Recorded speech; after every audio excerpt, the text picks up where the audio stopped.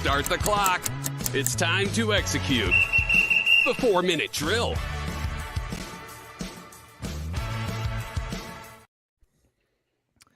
Ron had the first minute. I want a minute each from each of you guys on Michael Penix Jr.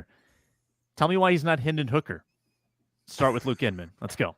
60 seconds? That's all I get? All right, here we go.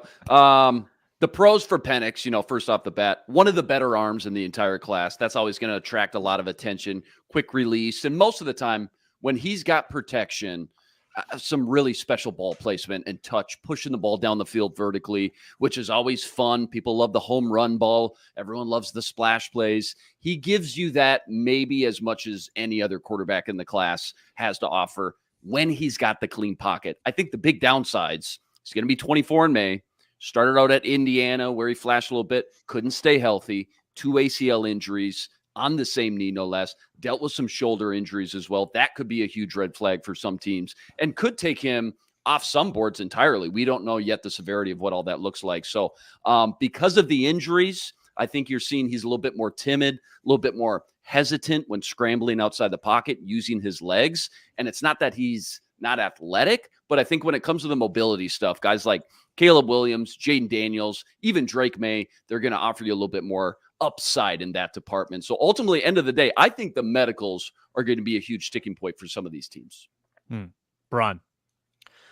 Yeah, the medicals are going to be a big thing. But beyond that, I think for me, accuracy is about consistency. There are some absolute seeds that are some of the coolest throws you've ever seen, but those only count for one. And when you miss as much as Penix misses, we saw it a lot in the national championship, guys that were the right throw and it was just off. That gives me a lot of hesitation, especially considering the age, right? It's just that much harder to teach an old dog new tricks. As for why he is inaccurate, there are a lot of mechanical issues that I think will need to be taken care of. So for me, I don't think you can throw a top 10 pick at Michael Penix and expect him to be your guy day one. He kind of needs some time to develop, which is pretty concerning for a guy who's already 24, not to mention the health issues of it all. I don't really see him as somebody I would take in the first round. He's more of a day two guy for me that fits more in the plan of a Vikings team that maybe committed to 2 years of Kirk Cousins and wants somebody else kind of waiting in the wings. That's more of a flyer that they didn't spend a lot on. So he is Hendon Hooker, is what you're saying. No, Hendon Hooker is a worse prospect for me. No. Also not a round one guy, as evidenced by the NFL draft. Reef. I don't have any saving grace for you here, Sam. I also am a little bit down on Michael Penix Jr. in the context of him being a first-round pick. The awkward thing, though, is if you draft him in the second round and commit to him being a developmental prospect, you have turned a 24-year-old quarterback into a long-term investment. Like, that's tough, right? Now you're hoping that he's ready by age 26 for his first NFL season.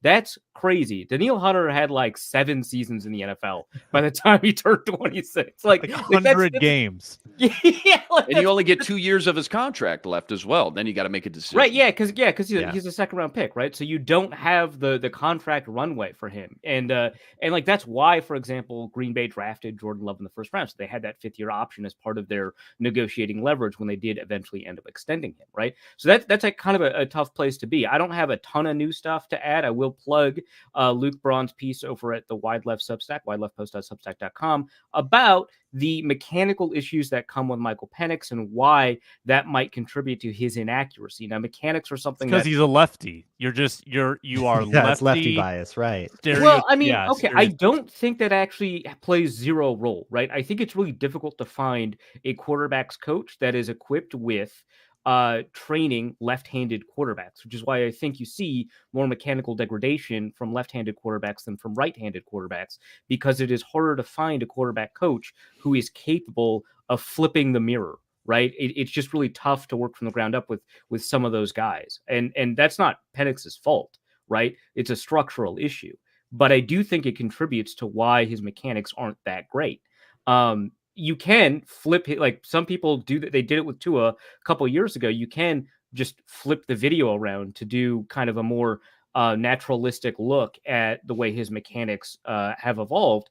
But it is an issue. And the thing is, mechanics are something that are purported to be fixed in the NFL, but very often they're not. You generally tend to have the ability to fix lower body mechanics a little bit better, which is a huge problem with Penix. But the upper body mechanics are an issue as well. And that is harder to fix. We saw that with Tebow, right? And we saw that sometimes it's not worth fixing, like with Phillip Rivers, right? So that's the issue, right? And the problem is it doesn't really work for him like it did for Rivers because, like Luke said, he's inaccurate. He's inconsistent about his accuracy. He doesn't really know how to spray the ball efficiently. So that's an issue. And then you add on the fact that he's had like 4 injuries in 6 years or whatever it is, 4 of them like season ending, I think, right? With the shoulders and the ACLs. And then now people are saying, hey, the reason he's been inconsistent this year is because he's injured. That's not better. That's not better. Like, given who he is as a prospect, that's not better. If it was his first injury, I'd be like, okay, I get it. Maybe we'll go back and evaluate some previous, tape to see if something there. I don't think anything there. That was the Andrew Booth thing. Andrew Booth said that he was encouraged by how he played throughout his career being injured. And then after the draft, he said, this is the healthiest I've been since middle school. Not good. No, that's not. That is alarming to me. I know you think that's a positive.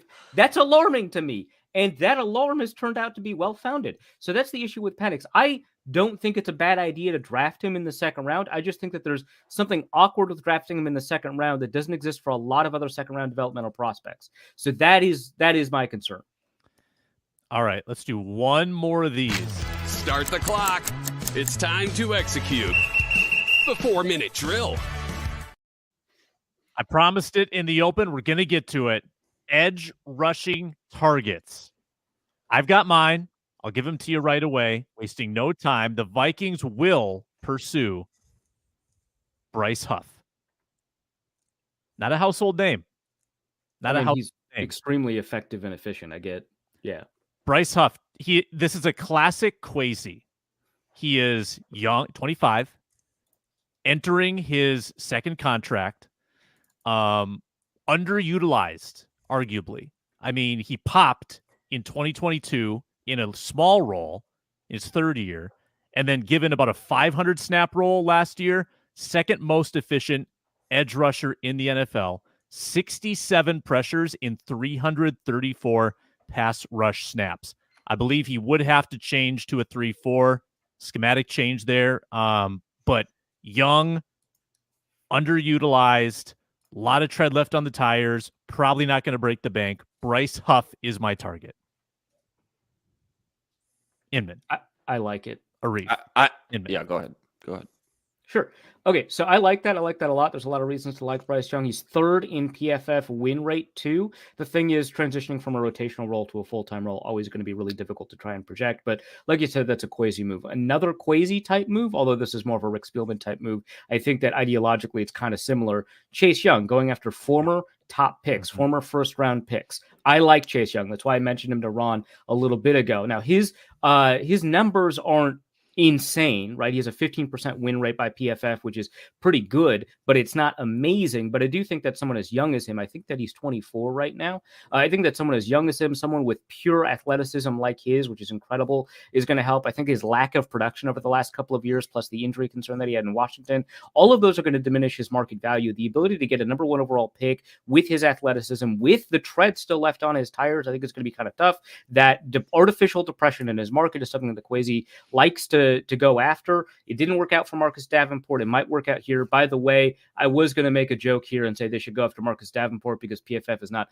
updated their free agent rankings yet. And so Marcus Davenport is the top edge rusher on the market for them. And he is technically a free agent right now. So that was kind of funny.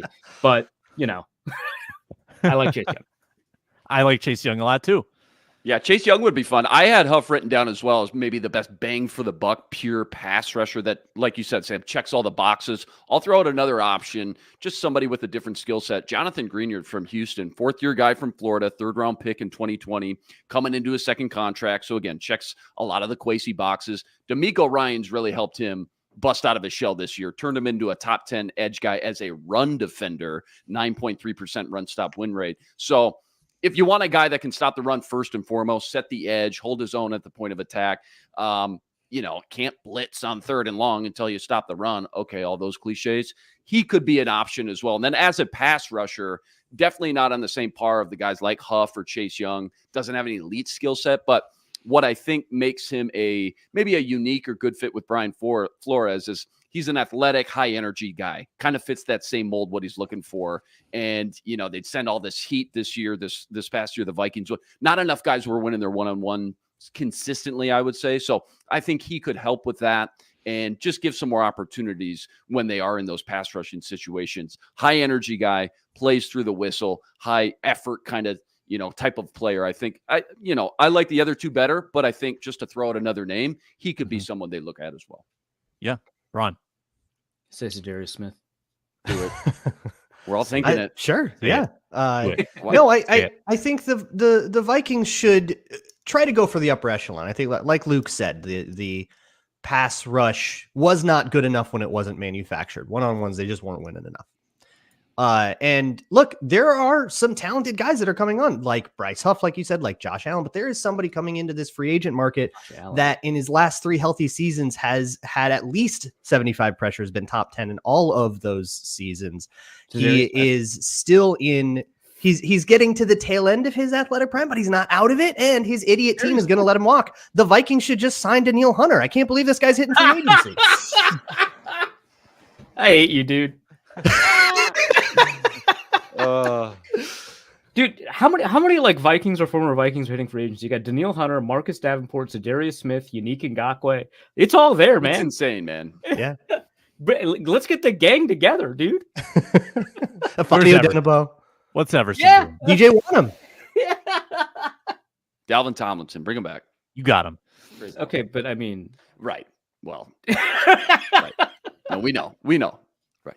But yeah, Brian Burns and Josh Allen are out there. Like, if you want to just like go for gold, right? Yeah, it's Jaguars. Let's go. Yeah, they got guys out in free agency this year. Last year they did not have guys. They had Davenport. No, right? Davenport was like the only serious player available in free agency. This year they got guys. They got Chase Young, Josh Allen. They got.